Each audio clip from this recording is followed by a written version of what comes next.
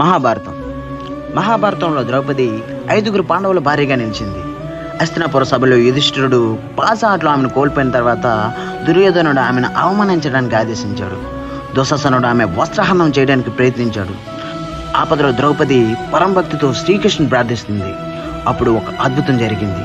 ఆమె చీర అంతులేని దుస్తుగా మారి ఆమె గౌరవాన్ని కాపాడింది. ఈ సంఘటన ఆమె నిశ్చల భక్తిని, శ్రీకృష్ణుని దివ్యకృపను చూపిస్తుంది.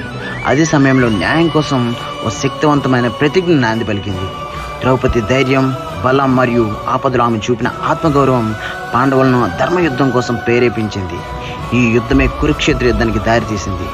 ద్రౌపది చూపిన శక్తి, సమర్థత మరియు గౌరవం సమాజానికి ఒక గొప్ప సందేశాన్ని ఇచ్చింది. మహిళలు వస్తువులు కాదని, వారు శక్తి, జ్ఞానం మరియు గౌరవానికి ప్రతీకలని, అన్యాయానికి ఎదురు నిలబడిన ఆమె స్వరం మార్పుకు ప్రేరణగా నిలిచింది. మహిళలకు గౌరవం ఇవ్వడం ద్వారా సమాజం ధర్మ మార్గంలో నడుస్తుందని ఈ సంఘటన రుజువు చేసింది.